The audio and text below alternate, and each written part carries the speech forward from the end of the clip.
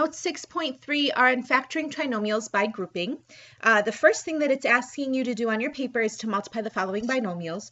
Remember, you learned two different ways to multiply the binomials. You can either use the box or you could use the distributive property. I would prefer to use the distributive property here so you can understand where factoring by grouping will come from.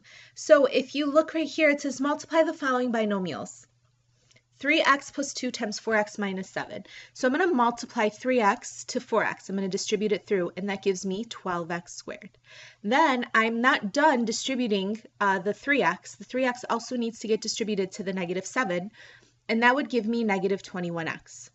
Okay, then I need to distribute the 2 to the 4x, and that gives me 8x.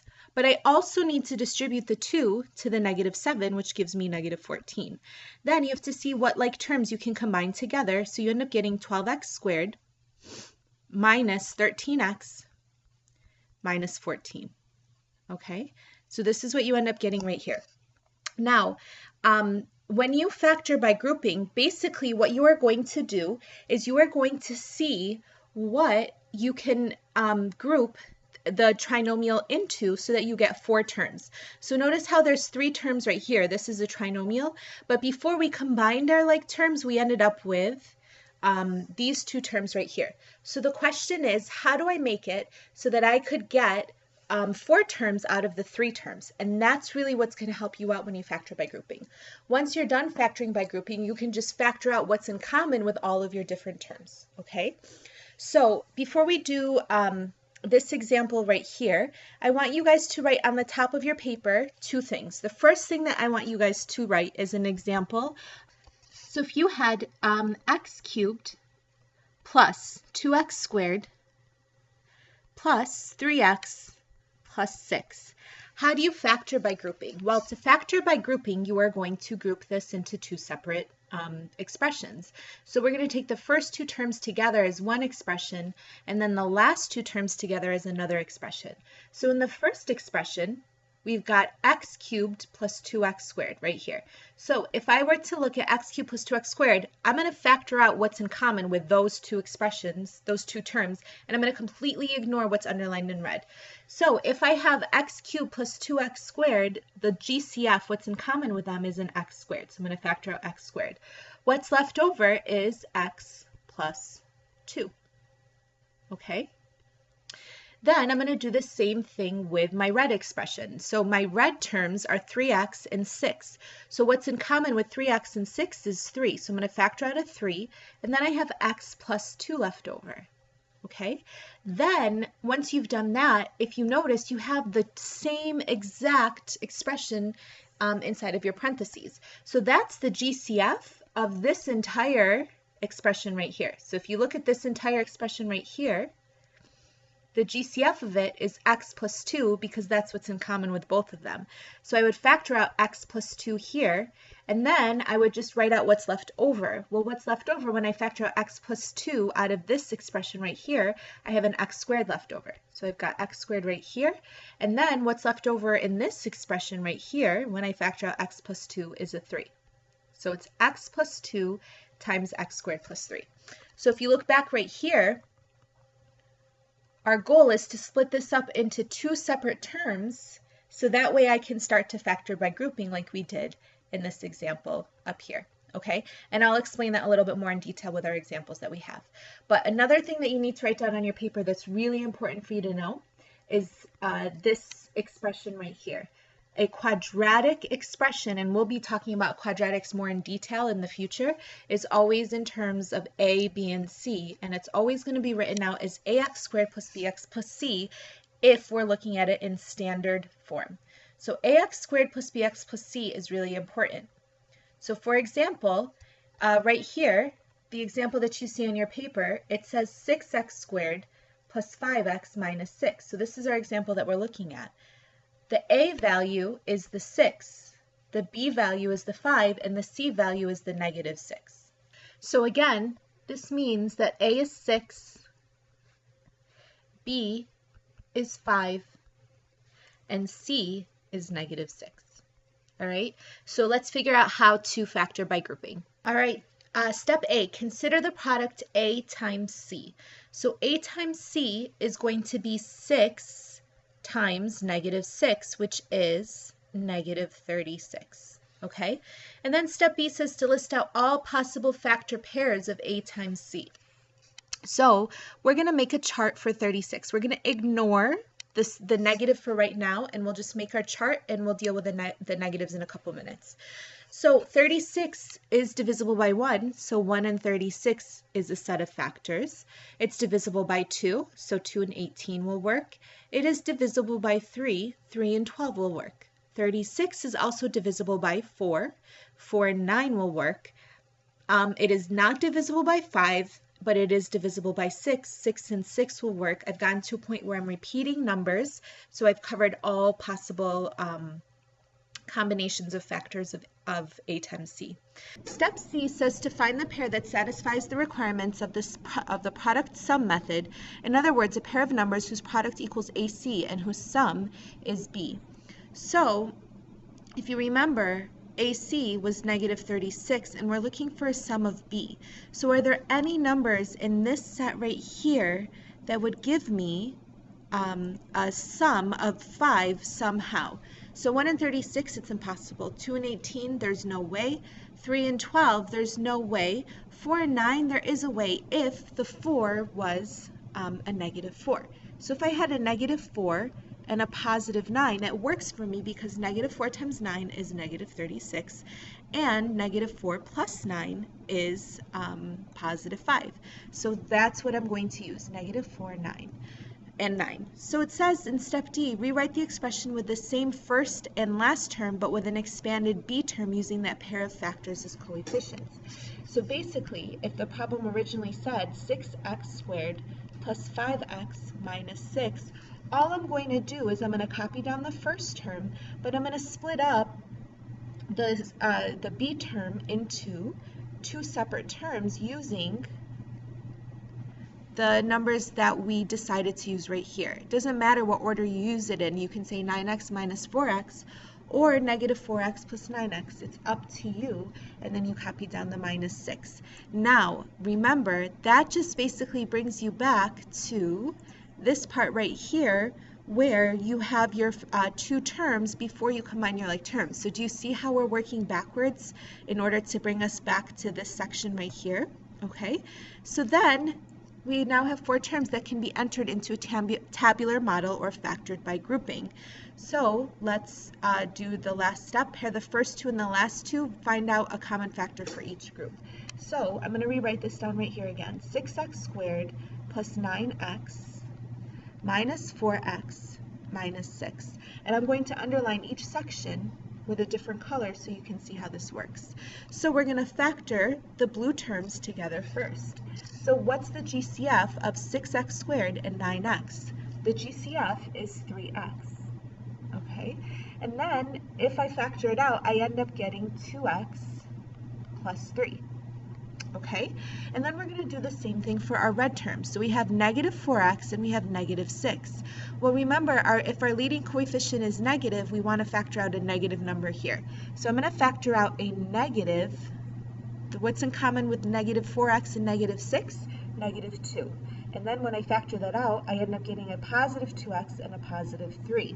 This only works if this and this are exactly the same, and they are. Our factors here are the same, and that's the common factor of this first expression right here and the second expression right here.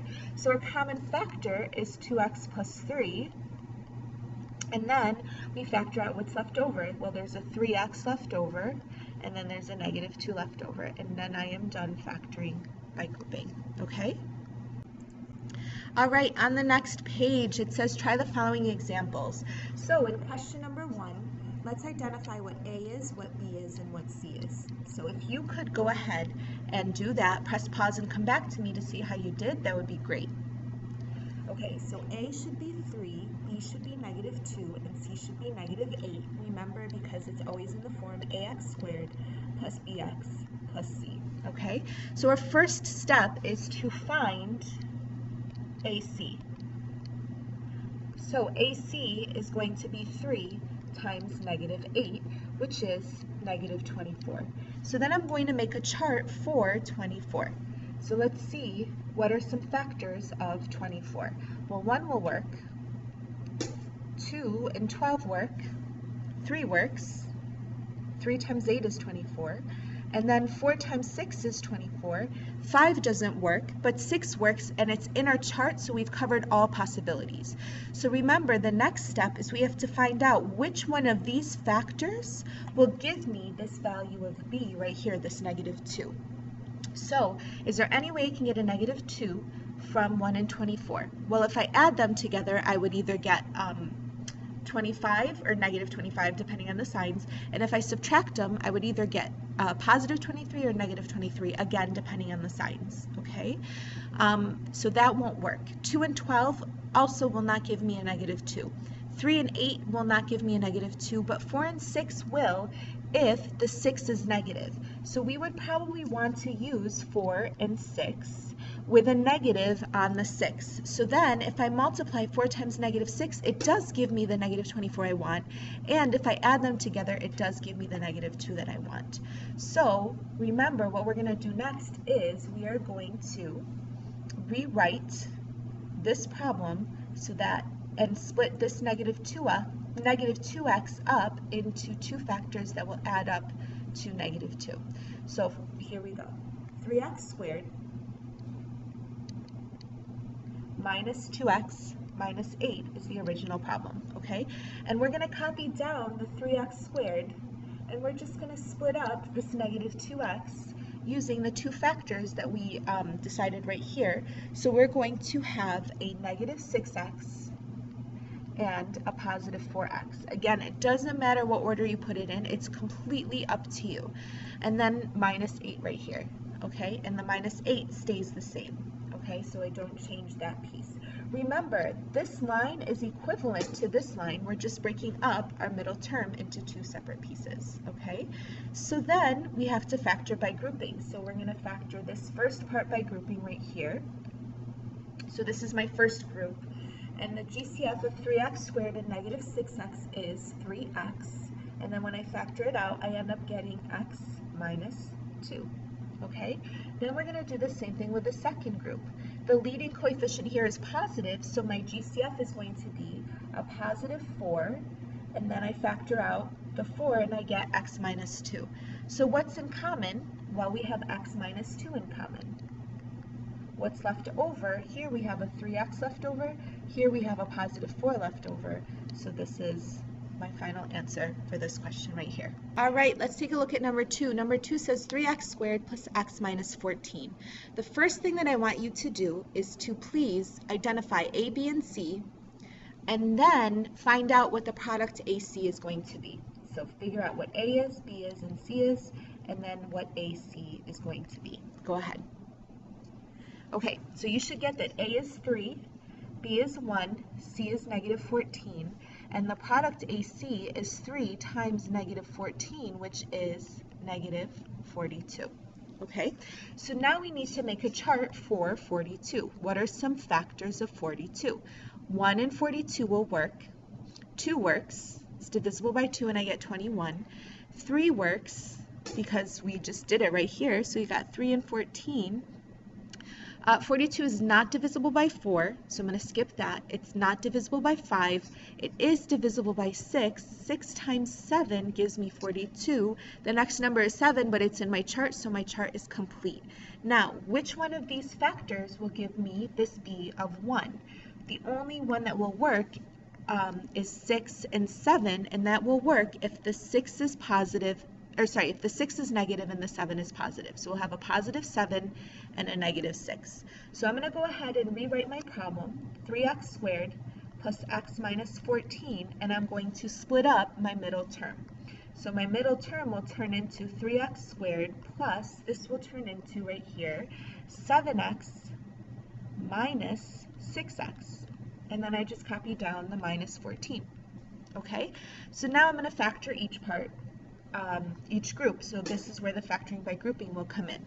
So in my first group, the only thing that's in common with 3x squared and 7x is an x. So I factor out an x and I have 3x plus 7 left over. in the second group, the only thing that's in common, first of all, the leading coefficient is negative, so I'm going to factor out a negative value. And 6 and 14, the only number that you can divide them both by is 2. So then when you do that, you have 3x plus 7 left over as well. Okay, remember this and this have to be identical, those two parts of my factors. So that means that my final answer will be 3x plus 7, that's what's in common, multiplied by the x that's left over here and this negative 2 that's left over here. And then I'm good to go for this problem. All right, in question number 3, what I want you to do, please, is find out the a value, the b value, and the c value.